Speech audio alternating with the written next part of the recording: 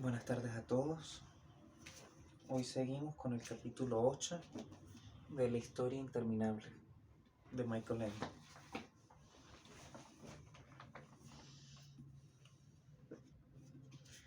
Capítulo 8. En el país de la gentuza. Hacia el cielo volaba Trello. Su manto rojo se agitaba tras él, ondulando fuertemente. Su trenza de pelo negro a su lado, anudada con una cinta de cuero, flotaba al viento. Fujur, el dragón blanco de la suerte, se deslizaba con movimientos sinuosos, lentos y regulares, entre la niebla y los jirones de nubes. Arriba y abajo, arriba y abajo, arriba y abajo. ¿Cuánto tiempo llevaban ya viajando? Días y noches y más días. Atreyu ya no sabía cuánto tiempo. El dragón podía volar también dormido, lejos, cada vez más lejos, y Atreyu dormitaba de vez en cuando, agarrado a su blanca melena. Pero era solo un sueño ligero e inquieto, y por eso su vela se convertía también poco a poco en un sueño en el que nada era definido. Abajo, en lo profundo, pasaban montañas vagas, países y mares, islas y ríos. Atreyu no les prestaba ya atención y tampoco acicateaba su cabalgadura como había hecho en los primeros tiempos, cuando se marcharon del oráculo del sur. Al principio se había sentido impaciente porque se había creído que sobre las espaldas de un dragón de la suerte no sería demasiado difícil llegar a las fronteras de fantasía, y más allá de esas fronteras, al mundo exterior donde viven las criaturas humanas. No sabía lo grande que era fantasía. Ahora luchaba contra aquel cansancio de piedra que parecía que quería dominarlo. Sus ojos oscuros, normalmente tan agudos como los de un aguilucho, no miraban ya a lo lejos. De vez en cuando hacía acopio de toda su voluntad, se enderezaba en su asiento y oteaba en derredor. Pero pronto se ensimismaba otra vez, mirando solo ante sí el cuerpo largo y flexible del dragón, cuyas escamas de color madreperla brillaban rosadas y blancas. También Fujur estaba agotado. Hasta sus fuerzas, que habían parecido inmensas, se iban acabando poco a poco. Más de una vez en aquel largo vuelo habían visto debajo en el paisaje aquellos lugares en que la nada se extendía y que no se podían mirar sin tener la sensación de que haberse quedado ciego. Muchos de esos lugares, vistos desde tanta altura, parecían aún relativamente pequeños, pero había ya otros que eran tan grandes como países enteros y se extendían hasta el lejano horizonte. El espanto se había apoderado del dragón de la suerte y de su jinete, y se habían desviado volando en otra dirección para no tener que contemplar aquel horror. Sin embargo, una cosa rara es que el horror pierde su espanto cuando se repite mucho, y como los lugares de aniquilación no disminuían sino que eran cada vez más numerosos, Fujur y Atreyu se habían acostumbrado poco a poco a ellos, o más bien les había entrado una especie de indiferencia. Apenas les prestaban ya atención. Llevaban sin hablar mucho tiempo cuando Fujur hizo resonar de pronto su voz de bronce. «Atreyu, mi pequeño señor, ¿estás dormido?» «No», dijo Atreyu, aunque realmente había estado sumido en un sueño intranquilo. «¿Qué pasa, Fujur?» «Me pregunto si no sería más sensato volver». «¿Volver? ¿A dónde?» «A la Torre de Marfil, a la emperatriz infantil». «¿Quieres decir volver con las manos vacías?» «Bueno, yo no lo llamaría así, Atreyu. ¿Cuál era tu misión?» «Tenía que descubrir la causa de la enfermedad que sufre la emperatriz infantil y el remedio para ella». «Pero no tenías la misión», replicó Fujur, de llevar tú ese remedio». «¿Qué quieres decir? ¿Que quizá estemos cometiendo un gran error al intentar trasponer las fronteras de fantasía para encontrar una criatura humana?» «No entiendo dónde quieres parar, Fujur, explícate mejor». «La emperatriz infantil está mortalmente enferma», dijo el dragón, «porque necesita un nuevo nombre. Eso fue lo que te reveló la Vetusta Morla. Pero ese nombre solo se lo pueden dar las criaturas humanas del mundo exterior. Eso fue lo que te dijo Uyulala. Con eso has cumplido tu misión y me parece que tendrías que comunicárselo rápidamente a la emperatriz infantil». «¿Pero de qué le servirá que le diga todo eso?», exclamó Atreyu, «si no le lleva al mismo tiempo una criatura humana que la pueda salvar». «Eso no puedes saberlo», respondió Fujur. «Ella es mucho más poderosa que tú y que yo. Quizá le sería más fácil llamar a una criatura humana. Quizá tenga medios y caminos totalmente desconocidos para ti y para mí y para todos los seres de fantasía. Pero para eso tendría que saber precisamente lo que tú sabes. Suponte que fuera así. Entonces no solo sería totalmente absurdo que intentáramos buscar por nuestra cuenta una criatura humana para llevársela, sino que podría ocurrir incluso que, entre tanto, la emperatriz muriera por no volver nosotros a tiempo. Atreyu guardó silencio. Lo que había dicho el dragón era cierto sin duda. Podía ser que fuera así, y también podía ser que no. Era muy posible que si volvía ahora con su mensaje ella le dijera: ¿y de qué me sirve todo eso? Si me hubieras traído un salvador me hubiera puesto buena, pero ahora es demasiado tarde para enviarte otra vez. Atreyu no sabía qué hacer, y estaba cansado, demasiado cansado para tomar decisiones. «Sabes, Fujur», dijo en voz baja, pero el dragón lo oyó muy bien. «Quizá tengas razón y quizá no. Vamos a volar un poco más. Si no encontramos ninguna frontera, volveremos». «¿A qué llamas tú un poco más?», preguntó el dragón. «A unas horas», murmuró Atreyu. «Bueno, a una hora más». Pero aquella hora fue una hora de más. Ninguno de los dos se había dado cuenta de que en el norte el cielo se había ennegrecido de nubes. Al oeste, donde estaba el sol, se había puesto incandescente y unas líneas de mal agüero cubrían el horizonte como algas sanguinolientas. Al este se estaba formando como un manto de plomo gris, una tormenta ante la que los jirones de nubes parecían de tintas azules coloridas. Y desde el sur venía una polvareda de color azufre, que se estremecía y centelleaba de relámpagos. «Parece», dijo Fujur, «que vamos a tener mal tiempo». Atreyu miró a todos lados. «Sí», dijo, «es preocupante, pero de todas formas tenemos que seguir». «Sería más sensato que buscáramos refugio», contestó Fujur. «Si es lo que me figuro, no va a ser ninguna broma». «¿Y qué es lo que te figuras?». «Que son los 4 gigantes de los vientos que otra vez quieren pelea. Casi siempre disputan entre sí sobre cuál es más fuerte y debe reinar sobre los otros. Pero para ellos es una especie de juego porque no les pasa nada. Pero hay del que se ve mezclado en el encuentro. Por lo general no queda mucho de él». «¿No puedes volar por encima?», preguntó Atreyu. «Lejos de su alcance, ¿quieres decir?». «No, tan alto no puedo llegar. Y debajo de nosotros, hasta donde puedo ver, solo hay agua, algún mar gigantesco. No veo ningún sitio donde nos podamos meter». «Entonces no queda más remedio que esperarlos», decidió Atreyu. «De todas formas quisiera preguntarles algo». «¿Qué quieres hacer?», exclamó el dragón dando un salto de susto en el aire. «Si son los 4 gigantes de los vientos, conocerán todos los puntos cardinales de fantasía. Nadie podría decirnos mejor dónde están sus fronteras». «¡Santo cielo!», gritó el dragón. «¿Te crees que se puede charlar tranquilamente con ellos?». «¿Cómo se llaman?», quiso saber Atreyu. «El del norte se llama Lir, el del este Baureo, el del sur Shirk y el del oeste Mayestril», respondió Fujur. «Pero oye, Atreyu, ¿qué clase de persona eres? ¿Un niño o un pedazo de hierro que no sabe lo que es el miedo?». «Al atravesar la puerta de las esfinges», respondió Atreyu, «perdí todo miedo. Además, llevo el signo de la emperatriz. Todas las criaturas de fantasía lo respetan. ¿Por qué no habrían de hacerlo los gigantes de los vientos?». «Oh, lo harán», exclamó Fujur, «pero son estúpidos y no podrás impedir que se peleen entre sí, y ya verás lo que eso quiere decir».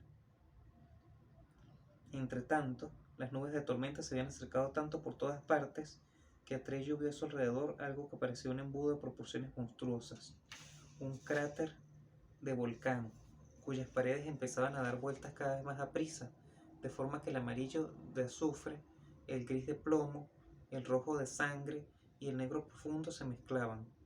Y también él se había arrastrado en círculos sobre su dragón blanco, como una cerilla de madera en medio de un furioso remolino. Y entonces vio a los gigantes de la tormenta, que en realidad solo se componían de rostros, porque sus miembros eran tan cambiantes y múltiples, tan pronto largos como cortos, centenares o ninguno, precisos o nebulosos, y estaban enzarzados en una pelea tan monstruosa que era imposible distinguir su verdadero aspecto. También los rostros cambiaban continuamente, haciéndose gruesos o hinchados, y estirándose luego a lo largo o a lo ancho, aunque seguían siendo siempre rostros que podían distinguirse entre sí. Abrían bruscamente la boca y gritaban y bramaban y aullaban y se reían unos de otros. Al dragón y su jinete no parecieron siquiera haberlos visto, porque en comparación con ellos eran diminutos como un mosquito. Atreyu se enderezó, cogió con la mano derecha el amuleto de oro en su pecho y gritó tan fuerte como pudo: En nombre de la emperatriz infantil, callaos y escuchad. Y entonces ocurrió lo increíble. Como si de repente se hubieran quedado mudos, los vientos se callaron. Sus bocas se cerraron y 8 gigantescos ojos saltones miraron a Urín. También el remolino cesó. De pronto reinó una calma absoluta. Decidme, gritó Atreyu, ¿dónde están las fronteras de fantasía? ¿Lo sabes tú, Lir? Al norte no, respondió el rostro de nubes negras. ¿Y tú, Baureo? Tampoco al este, contestó el rostro de nubes grises. Habla tú, Chirk. Al sur no hay fronteras, dijo el rostro de nubes amarillas como el azufre. Mayestri, ¿lo sabes tú? No hay fronteras al oeste, replicó el rostro de nubes rojas como el fuego. Y entonces dijeron todos a una: ¿Quién eres tú que llevas el signo de la emperatriz infantil y no sabes que fantasía no tiene fronteras? Atreyu cayó. Se sentía como si hubiese recibido un golpe en la cabeza. En eso no había pensado realmente, en que no hubiera ninguna clase de fronteras. Todo había sido inútil. Apenas se dio cuenta de que los gigantes de los vientos reanudaban su lucha. Le daba lo mismo lo que ocurriera ahora. Se aferró a la melena del dragón cuando éste súbitamente se vio lanzado hacia arriba por un torbellino. Envueltos en relámpagos, giraron a toda velocidad y luego se ahogaron casi en estruendosos aguaceros horizontales. De pronto se vieron arrastrados por un soplo abrasador, en el que casi ardieron, y ya estaban entrando en un granizo que no estaba hecho de grano sino de agujas de hielo, largas como lanzas que caían hacia el abismo. Y otra vez se vieron absorbidos hacia arriba y arrojados de un lado a otro. Los vientos luchaban entre sí, disputándose la supremacía. Agárrate bien, gritó Fujur cuando una ráfaga de viento lo tumbó de espaldas.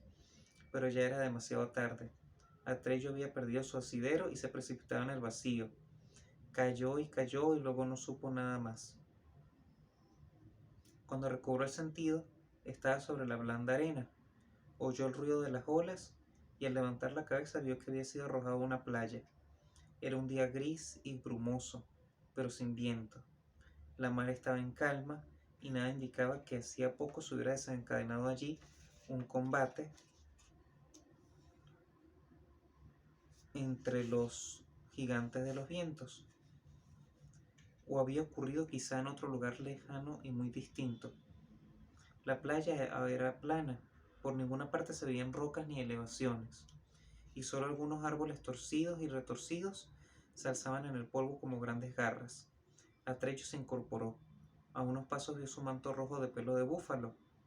Se arrastró hasta él y se lo echó por los hombros. Con asombro pudo comprobar que el manto estaba apenas húmedo. Así pues, llevaba mucho tiempo allí. ¿Cómo había llegado? ¿Y por qué no se había ahogado? Le vino algún recuerdo oscuro de unos brazos que lo llevaban y de unas voces extrañas que cantaban: «Pobre chico, guapo chico, sostenedlo, no dejéis que se hunda». Quizá había sido solo el murmullo de las olas, o eran sirenas y genios acuáticos. Probablemente habrían visto el pentáculo y por eso le habían salvado. Involuntariamente se llevó la mano al amuleto, y no estaba allí. La cadena que llevaba al cuello había desaparecido. Había perdido el medallón. «Fujur», gritó Atreyu tan alto como pudo. Se puso en pie de un salto, corrió de un lado a otro y llamó por todas partes: «Fujur, Fujur, ¿dónde estás?» No hubo respuesta, solo el murmullo regular y lento de las olas que bañaban la arena. ¿Quién sabe a dónde habrían empujado los gigantes de los vientos al dragón blanco? Quizás Fujur estaba buscando a su pequeño señor en algún lugar totalmente distinto, muy lejos de allí. Quizá no vivía allá. Atreyu ya no era un jinete de dragón ni un enviado de la emperatriz infantil. Era solo un niño y muy solo.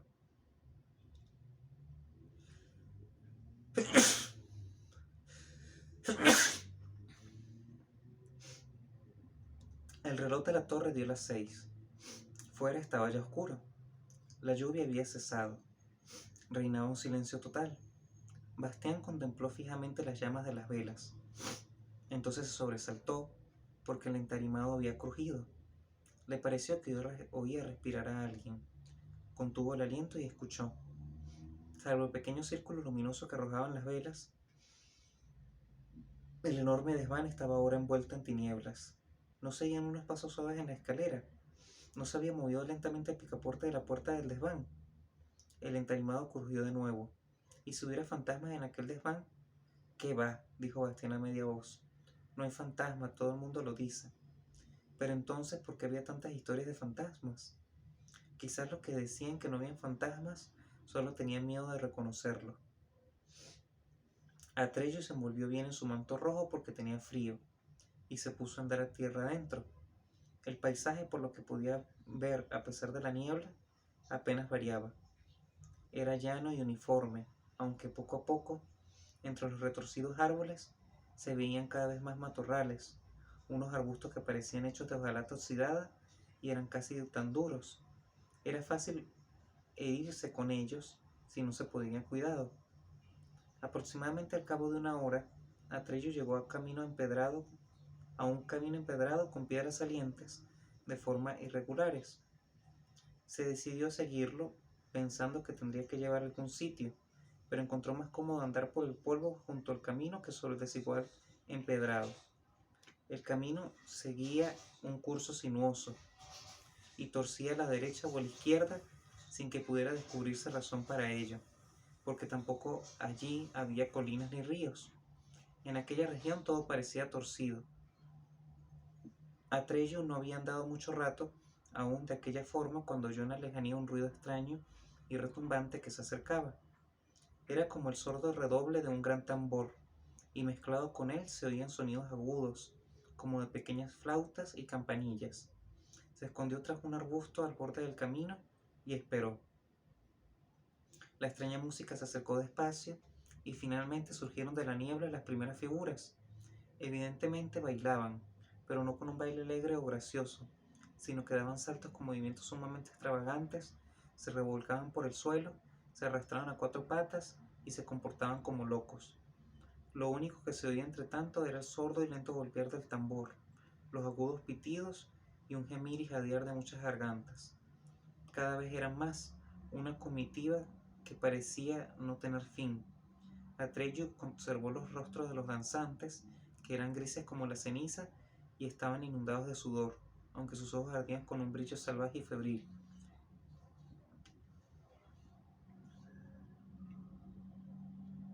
Muchos se asustaban con látigos. Son dementes, pensó Atreyu, y un escalofrío recorrió su espalda.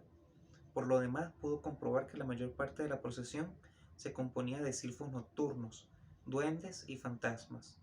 También había vampiros y muchas brujas, viejas con grandes jorobas y pelos de chivo en la barbilla, pero también jóvenes que parecían bellas y malvadas. Evidentemente Atreyu había llegado a los países de fantasía poblados de criaturas de las tinieblas. Si hubiera tenido aún a Hurin, se hubiera dirigido a ellas sin titubear para preguntarles qué pasaba. Así, sin embargo, prefirió esperar a su escondite a que la estrafalaria procesión hubiera pasado y el último rezagado se hubiera perdido saltando y cojeando entre la niebla. Solo entonces se atrevió a volver al camino y mirar la fantasmal comitiva. ¿Debía seguirla o no? No podía decidirse. En realidad ya no sabía qué debía o podía hacer. Por primera vez sintió claramente cuánto necesitaba el amuleto de la emperatriz infantil y qué desvalido estaba sin él. No era realmente por la protección que le había dado, todos los esfuerzos y privaciones, todos los miedos y soledades, había tenido que soportarlos con sus propias fuerzas, pero mientras había llevado el signo, nunca se había sentido inseguro sobre lo que tenía que hacer. Como una brújula misteriosa, el signo había dirigido su voluntad y sus decisiones en la dirección adecuada. Ahora en cambio era distinto, ya no había ninguna fuerza secreta que lo guiara. Solo para no quedarse paralizado, se obligó a sí mismo a seguir la comitiva de espectros, cuyo sordo tamborileo podía oírse aún en la lejanía. Mientras avanzaba ligero por la niebla, teniendo cuidado de mantener una distancia prudente con el último rezagado, intentó ver clara su situación. ¿Por qué no habría escuchado Juhur cuando le aconsejó que volviese inmediatamente a la emperatriz infantil? Le hubiera transmitido el mensaje de Yulala y le hubiera devuelto el esplendor. Sin Aurín y sin Juhur no podría llegar hasta ella. La emperatriz infantil lo esperaría hasta el último instante de su vida, confiando en que llegara, creyendo que traería la salvación para ella y para Fantasía, pero sería en vano. Eso solo era ya suficientemente malo, pero peor era lo que se había sabido por los gigantes de los vientos, que no había fronteras. Si era imposible salir de Fantasía, era imposible también pedir ayuda a una criatura humana de más allá de sus fronteras. precisamente porque fantasía era infinita, su fin era inevitable. Mientras seguían dando traspiés por el desigual empedrado, a través de los jirones de la niebla, oyó mentalmente la suave voz de Yulala y una minúscula chispa de esperanza se encendió en su corazón. En otro tiempo habían llegado seres humanos a fantasía para dar a la emperatriz infantil nombres siempre nuevos y magníficos, había cantado Yulala. Por lo tanto, había un camino para pasar de un mundo a otro. Si no podemos, ninguno de ellos pueden al momento. Si no podemos ninguno, ellos pueden al momento. Sí, esas habían sido las palabras de Yulala. Lo que pasaba era que los seres humanos habían olvidado ese camino. Pero no podría ser que solo uno lo recordase otra vez. El que para sí mismo no hubiera esperanza no le preocupaba nada a Trello. Lo único importante era que era una criatura humana oyese el llamamiento de fantasía y viniera, como había ocurrido en todos los tiempos. Y quizá alguno se había puesto ya en marcha y estaba en camino. Sí, sí, gritó Bastián. Se asustó de su propia voz y añadió más bajo. Yo iría a ayudaros si supiera cómo. No sé el camino, Atrello. De veras que no lo sé. El sordo redoble del tambor y los estridentes pitidos habían callado, y sin darse cuenta, Atrello se había acercado tanto a la procesión que casi tropezó con las últimas figuras. Como estaba descalzo, sus pasos no hacían ningún ruido, pero no fue eso lo que hizo que aquellas gentes no le hicieran caso. Hubiera podido saltar también con botas de suela de hierro y dar gritos y nadie se hubiera preocupado. Ya no formaban una comitiva, sino que estaban muy dispersos en un campo de hierba gris y lodo. Muchos se tambaleaban ligeramente de un lado a otro, otros estaban de pie o se acurrucaban inmóviles, pero todos los ojos, en los que había un empeñado brillo calenturiento, miraban en la misma dirección. Y entonces vio a Trello lo que miraban en una especie de éxtasis horrible. Al otro lado del campo estaba la nada. Era tal como Atrello la había visto ya antes con los trolls de la corteza desde la copa del árbol, o en la llanura donde habían estado las puertas mágicas del oráculo del sur, o a gran altura de las espaldas de Fujur, pero hasta entonces solo la había visto de lejos. Ahora, sin embargo, estaba de improviso muy cerca de ella. La nada llenaba el paisaje entero. Era gigantesca y se acercaba lenta, muy lentamente, pero sin pausa. Atrello vio que las figuras espectrales del campo que habían ante él comenzaban a estremecerse, retorcían sus miembros, como acometidas por calambres, y tenían la boca abierta como si quisieran gritar o reír, aunque reinaba un silencio de muerte. Y entonces, como si fueran hojas secas arrastradas por un golpe de viento, todos se precipitaron al mismo tiempo hacia la nada y cayeron, se desplomaron o saltaron dentro de ella. Apenas había desaparecido el último de aquel tropel espectral, en silencio y sin dejar rastro, Atrello vio con espanto que también su cuerpo comenzaba a moverse con pequeñas sacudidas hacia la nada. Un deseo irresistible de precipitarse igualmente en ella quiso apoderarse de él.